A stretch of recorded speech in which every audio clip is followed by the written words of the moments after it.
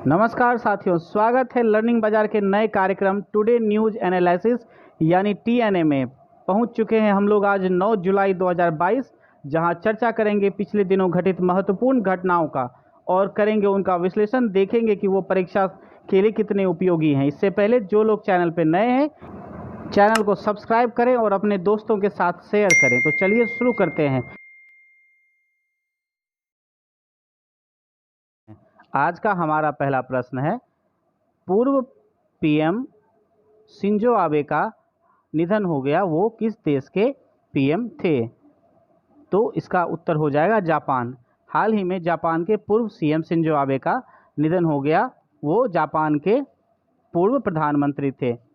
Japan के प्रधानमंत्री Shinzo Abe जो पश्चिमी जापान के नारा शहर में एक चुनावी कार्यक्रम को संबोधित कर रहे थे, उसी दौरान एक व्यक्ति ने, जो पत्रकार के रूप में वहां आया हुआ था, गोली मारकर उनकी हत्या कर दी। अगर हम भारत और जापान के बीच संबंध की बात करें तो शिंजो आबे के समय में ये इस संबंध में काफ़ी ज़्यादा सुधार हुए। भारत और जापान के बीच काफ़ी ज़्यादा एग्रीमेंट हुए, खास करके मेट्रो की बात, खास करके बुलेट ट्रेन, साथ ही साथ इंफ्रास्ट्रक्चर पे बहुत ज़्यादा काम हुआ। अगर हम शिंजो आबे के कार्यकाल को पूरी तरह से देखें तो भारत के विकास में उनका एक महत्वपूर्ण योगदान रहा है। इनमें सबसे पहले क्वाड सम्मेलन को देखेंगे कि क्वाड को उन्होंने जो जीवंत किया, क्वाड की उन्होंने जो कल्पना की और उसको साकार किया। साथ ही साथ इंडो पैसिफिक वर्ड का भी उन्होंने सृजन किया। आज जो हम लोग सुनते हैं कि इंडो पैसिफिक क्षेत्र, तो ये वर्ड उन्हीं का क्वाइन किया हुआ है। शिंजो आबे जापान के ऐसे पहले प्रधानमंत्री थे जो रिपब्लिक डे पे भारत में मुख्य अतिथि बनकर के आए। साथ ही साथ उन्होंने क्वाड को मजबूत बनाया और चीन पर नकेल कसने के लिए उन्होंने क्वाड मीटिंग को नियमित रूप से शुरू किया, उनको जारी किया। तो ये कुछ इस प्रकार के कार्य हैं जो उन्होंने भारत के साथ किए, भारत के पक्ष में किए। इन सब के कारण ही उन्हें भारत सरकार का सर्वोच्च दूसरा नागरिक पुरस्कार जो दिया गया, यानी पद्म विभूषण का पुरस्कार से उन्हें सम्मानित किया गया था। तो ये भारत के लिए एक अपूर्व क्षति रही कि भारत के मित्र पूर्व पीएम शिंजो आबे का निधन हो गया। चलते हैं अगले प्रश्न की ओर। अगला प्रश्न है, मानगढ़ पहाड़ी को राष्ट्रीय स्मारक घोषित किया जाएगा, वह किस राज्य में है? मानगढ़ पहाड़ी जिसको कि राष्ट्रीय स्मारक घोषित किया जाएगा, वह किस राज्य में है? तो इसका सही उत्तर हो जाएगा राजस्थान में। राष्ट्रीय स्मारक प्राधिकरण के अध्यक्ष श्री तरुण विजय के नेतृत्व में राष्ट्रीय स्मारक प्राधिकरण की एक टीम आज़ादी का अमृत महोत्सव के वर्ष में, यानी इसी वर्ष में, राजस्थान के मानगढ़ की पहाड़ी को राष्ट्रीय स्मारक घोषित किया। अब ऐसी क्या खासियत थी इस पहाड़ी में? तो आइए तथ्यों पर कुछ नज़र डालते हैं। 17 नवंबर 1913 ईस्वी को लगभग 1500 भील आदिवासी सैनिक कहिए या मजदूर कहिए या उनको किसान कहिए, वो सरकार के खिलाफ या वहाँ पे जो सामंतवादी व्यवस्था थी उनके खिलाफ एकत्रित होकर के सभा कर रहे थे। कुछ इस तरह का कार्यक्रम वो लोग कर रहे थे। अंग्रेजों को भड़क लगी और उन्होंने, जिस तरह से जालियांवाला बाग में एक भयंकर हत्याकांड हुआ, उसी जैसा ही ये एक बहुत विभत्स हत्याकांड उन्होंने किया, अंग्रेजों के द्वारा किया गया, जिसमें लगभग 1500 से ज़्यादा आदिवासी, भील आदिवासी की हत्या कर दी गई। उन्हीं को श्रद्धांजलि अर्पित करने के लिए यह कार्यक्रम आयोजित किया जाएगा। इसे राजस्थान का जालियांवाला बाग भी कहा जाता है। तो ये मानगढ़ पहाड़ी के बारे में कुछ तथ्यात्मक बातें जो आपको जान लेनी चाहिए। चलते हैं अगले प्रश्न की ओर। अगला प्रश्न है, भारत में G20 के नए शेरपा कौन होंगे?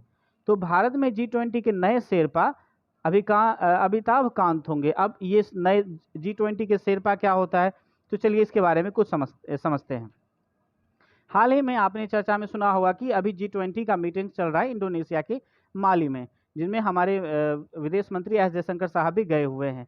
तो नीति आयोग के पूर्व सीईओ अमिताभ कांत को G20 के नए शेरपा की भूमिका दी गई है। इससे पहले ये पदभार श्री पीयूष गोयल को था, लेकिन उनको कार्य व्यस्तता के कारण उनको और भी मंत्रालयों का प्रभार मिला हुआ है। इस वजह से उन्होंने अपने पद को त्याग दिया और अब ये पद अमिताभ कांत को दिया गया है, जो इससे पहले नीति आयोग के सीईओ रह चुके हैं।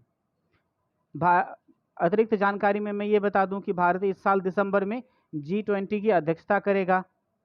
कुछ तथ्यात्मक बातों पर अगर ध्यान दें तो लगभग 6 वर्षों तक अमिताभ कांत ने भारत के सार्वजनिक नीति के लिए भारत सरकार की शीर्ष थिंक टैंक का नेतृत्व किया, यानी वो नीति आयोग में थे। वर्तमान नीति आयोग के सीईओ परमेश्वर अय्यर जी हैं। G20 के विदेश मंत्री की बैठक अभी बाली में चल रही है।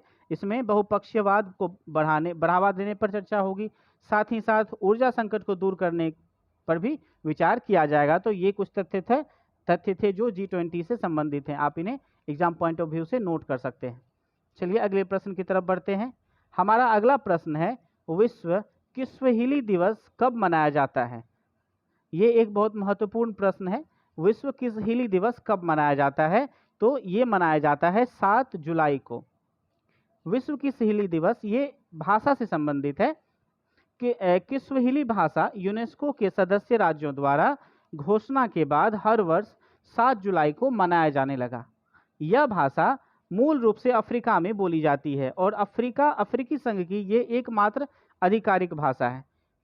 किस्वहिली भाषा अफ्रीका में सबसे ज़्यादा बोली जाने वाली भाषा में से एक है। अगर इनके कुछ तथ्यों पर ध्यान दें तो नवंबर 2021 में जो पेरिस में अपने 41वें सत्र के दौरान यूनेस्को में इस बात की घोषणा की गई कि विश्व किस्वहिली दिवस को मनाया जाएगा, जो कि अफ्रीका की एक भाषा है। इसको बढ़ावा देने के लिए, इस भाषा को मजबूत करने के लिए ये मनाया जाएगा। चलिए अगले प्रश्न की तरफ बढ़ते हैं। अगला प्रश्न है, हरियाली महोत्सव किस मंत्रालय द्वारा मनाया जा रहा है? हाल ही में हरियाली महोत्सव किस मंत्रालय द्वारा मनाया जा रहा है? तो इसका सही उत्तर हो जाएगा पर्यावरण, वन और जलवायु परिवर्तन मंत्रालय के द्वारा। पर्यावरण, वन और जलवायु मंत्रालय के द्वारा 8 जुलाई 2022 को तालकटोरा स्टेडियम नई दिल्ली में आज़ादी के अमृत महोत्सव पर इस हरियाली महोत्सव कार्यक्रम को मनाया जाएगा। इस अवसर पर वृक्षारोपण अभियान चलाया जाएगा। इसके दौरान जलवायु परिवर्तन मंत्रालय के द्वारा ये कार्यक्रम किया जा रहा है। इसके लिए अलग अलग राज्य सरकारों को, साथ ही पुलिस संस्थानों को और दिल्ली के जो भी स्कूल हैं उनकी सहायता से ये कार्यक्रम को चलाया जा रहा है। तो ये थे आज के मुख्य 5 प्रश्न जिनका कि विश्लेषण हमने किया। एग्जाम पॉइंट ऑफ व्यू से इसमें जो भी महत्वपूर्ण बातें होंगी आप उसे नोट कर सकते हैं। अगर आपको हमारा ये सेशन पसंद आ रहा है तो आप सेशन को लाइक करिए, चैनल को सब्सक्राइब करिए और दोस्तों के साथ शेयर भी करिए। धन्यवाद।